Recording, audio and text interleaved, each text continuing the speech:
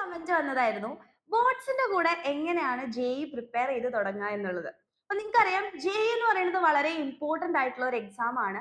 നമ്മുടെ ഇന്ത്യയിലെ തന്നെ one of the toughest exam ആയിട്ട് നമുക്ക് ജെഇ മെയിൻസിനെയും അതുപോലെ തന്നെ അഡ്വാൻസിന്റെയും കാണണം. അപ്പൊ അതുകൊണ്ട് അതിന്റെ പ്രിപ്പറേഷൻസും വളരെ ഇമ്പോർട്ടന്റ് ആയി സീരിയസ് ആയിട്ട് കൊണ്ടുപോകേണ്ടതുണ്ട് അല്ലെ.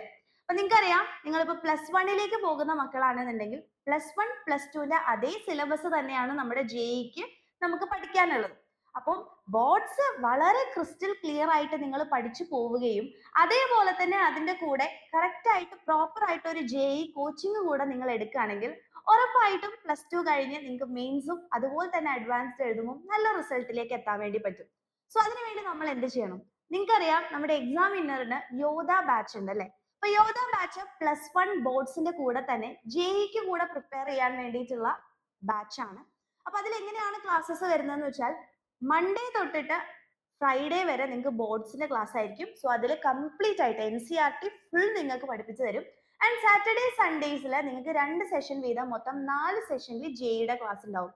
ഇതും അത് കൂടാതെ തന്നെ നിങ്ങൾക്ക് വർക്ക്ഷീറ്റ് ജെഇ ഓറിയന്റഡ് ആയിട്ടുള്ള വർക്ക്ഷീറ്റും ഒരുപാട് മോക്ക് ടെസ്റ്റുകളും നിങ്ങളെ കൊണ്ട് ചെയ്യിപ്പിച്ച് ഈ 2 ഇയേഴ്സ് നന്നായിട്ട് പ്രിപ്പയർ ചെയ്ത് പോവാണെങ്കിൽ ഉറപ്പായിട്ടും നല്ല റിസൾട്ടിലേക്ക് നിങ്ങൾക്ക് എത്താൻ വേണ്ടി പറ്റും.